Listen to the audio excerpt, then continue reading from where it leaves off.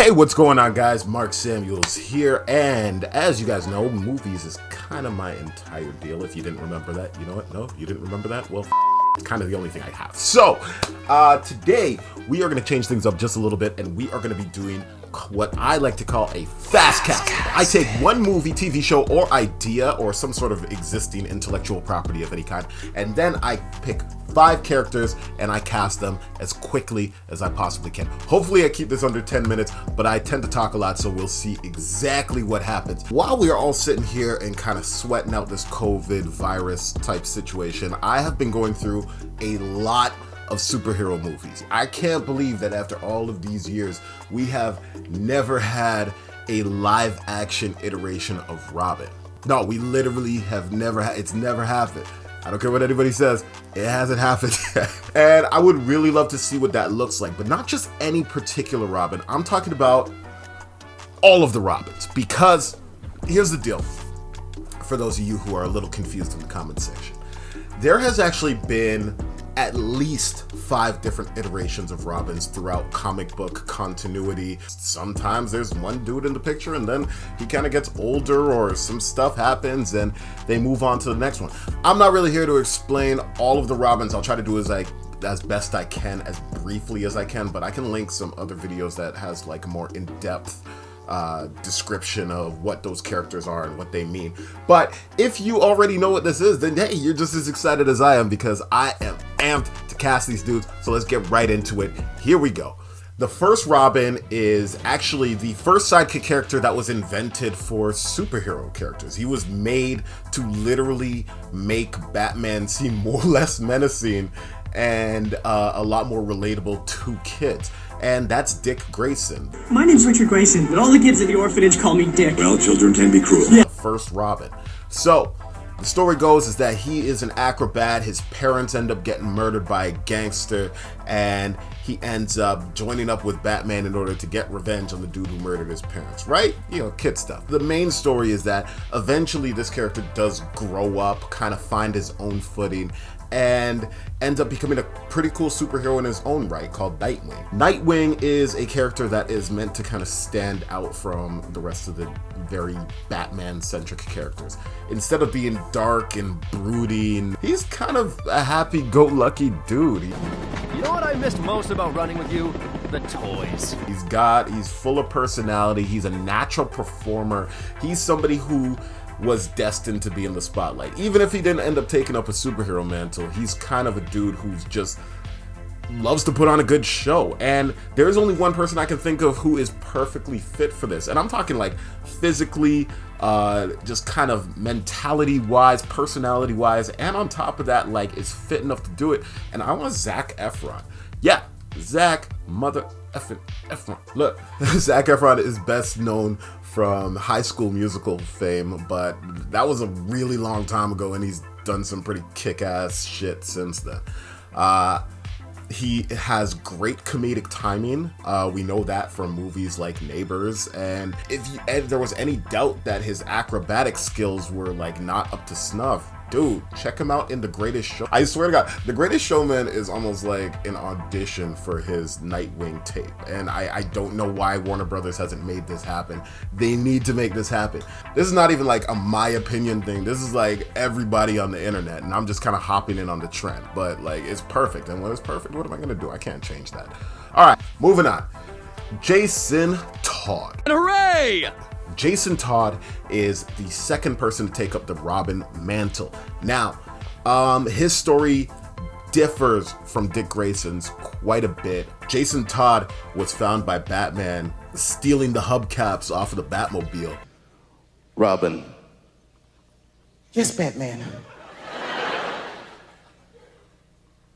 Didn't we park the car right here, man? And Batman just kind of took a liking to him and was like, hey, man, I can take this Ute and I can turn him into something that's not gonna end up in prison or dead in the next 5 years, which is pretty cool, right? You know, Jason Todd grew up on the street. He was an orphan who really lived that orphan experience, unlike Dick Grayson. And because of that, he's got a little bit more anger to him. I'm not slow, punk. Me neither. I've got him.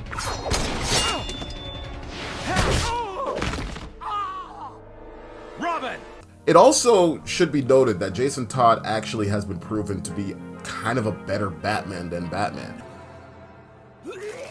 Damn. Those are the heads of all your lieutenants. That took me 2 hours. You want to see what I can get done in a whole evening? His control of the Gotham crime families, he understands the streets a lot more than most of these other characters do, and because of that, he's very successful at what he does. His methods are a little to be desired, but he gets it done. I think that there's only one person who could play this iteration of Robin, and I would love to see Shia LaBeouf stick his teeth into this, man. Look, what can I say about Shia LaBeouf that TMZ hasn't already said? He is a little bit of a crazy person. You probably know him best from the Transformers franchise, or if you're my age, you know, a TV show called Even Stevens. And he is probably one of the most enigmatic people in Hollywood. He is a stone cold psychopath in the best possible way. And you know what? That works for him. He is a great actor who is able to transform himself into anything that he wills into existence. For those of you who are a little confused, you should really check out his more recent filmography. He is somebody who takes tremendous risks with his movie choices.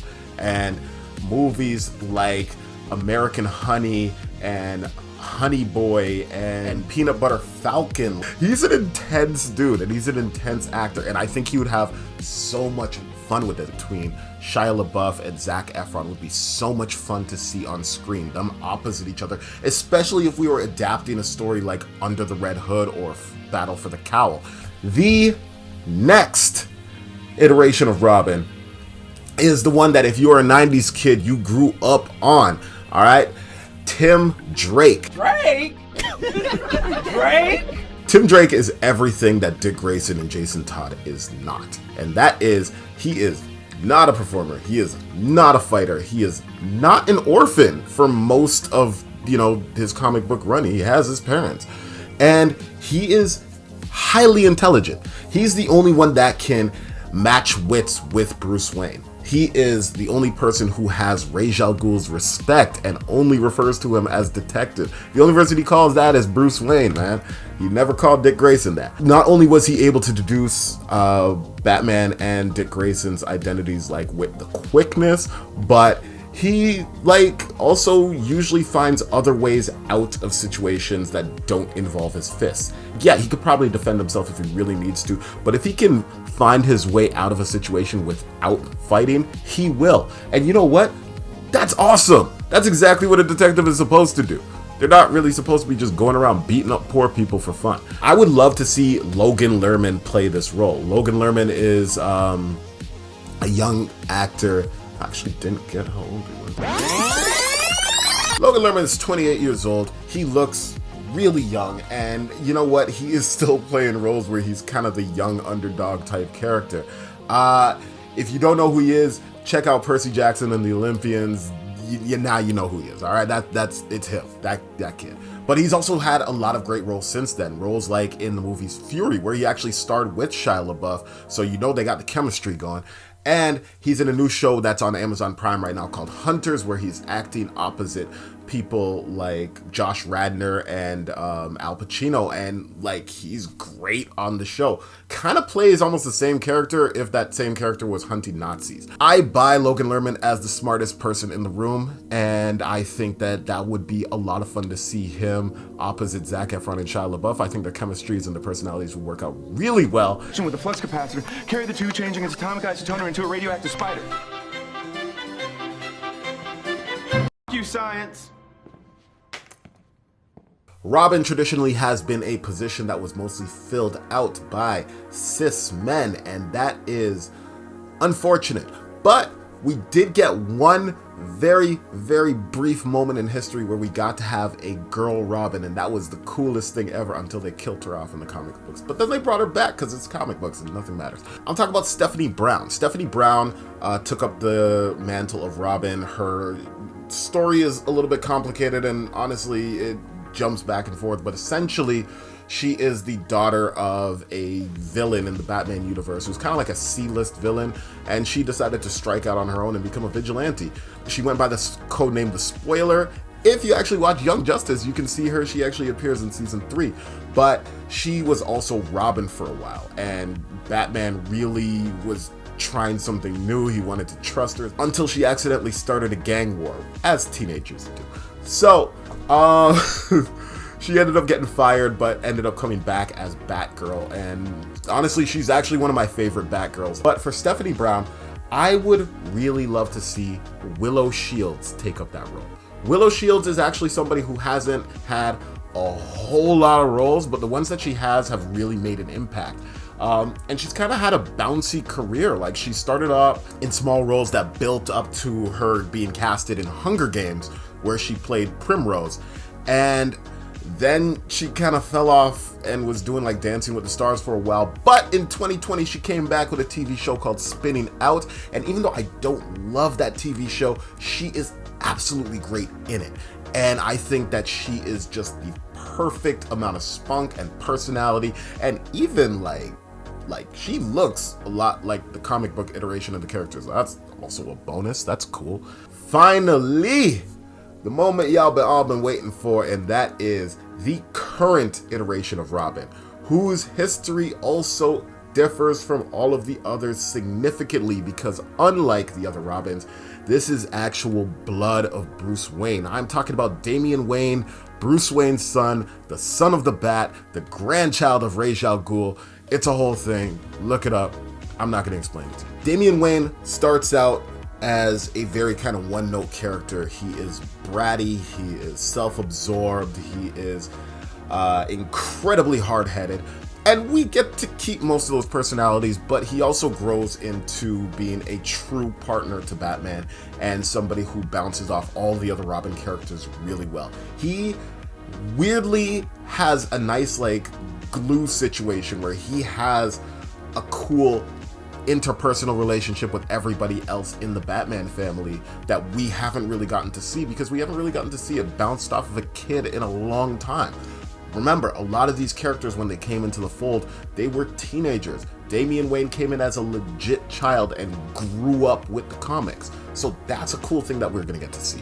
I decided that I was going to age him up just a little bit, all right? I don't necessarily want to make him like a 28-year-old man, but at the same time, you know, maybe he could be like 16, 17, right? 16, 17 seems safe, and I got the perfect person to play him. I would love to see Jason Gino. Gino? I really hope that I'm saying that right. I know him best from TV shows like The Get Down and Netflix's On My Block. If you're not watching Netflix's On My Block, y'all really should be watching it. It's great. But I also just found out while I was casting this thing that he was also in Logan. So he already has the superhero thing on lock. He was one of the leaders of like the group of outcast mutants that were trying to find their way to the Canadian border. This is just like dream casting for me. Not only does he kind of have a passing resemblance to the Damian Wayne character, but also I think that it is about time that we kind of figure out one gigantic elephant in the room. The elephant in the room is that we got 4 super white characters, and Damian Wayne is kind of a chance to do something a little different. He is the daughter of Talia al Ghul, who is not traditionally considered to be a white character. She is kind of like a Middle Eastern thing going on. So I wanted to cast somebody who looks like that. Now, in terms of Damian Wayne has got a completely different fighting style than the rest of them. He is a trained assassin. Jason Todd is bigger. Dick Grayson is small and agile. Tim Drake is smart. Damian Wayne is like not that. Like, Damian Wayne could take out an entire room of assassins because that was what he was trained to do from birth. So that should be reflected in the casting. That is all of the Robins, all right? I would love to come back and do this for maybe some other characters in the DC universe, but I'm probably, knowing me, is gonna go and switch it to something completely different. So if you liked what you see, please follow me on all of the thingamabobs, the Instagrams, the Facebooks, the YouTubes. You can find more of my stuff there. My name is Marc Samuels. I do a show called Fancasted, and this is basically what I do, but a lot more high tech, because, you know. If you haven't done so already, please hit the subscribe button to see more of our videos. I love the fact that you guys are supporting all our videos so much so far, and I thank each and every single one of you for doing so. And hey, stay safe, everybody. Can't wait to see you guys soon.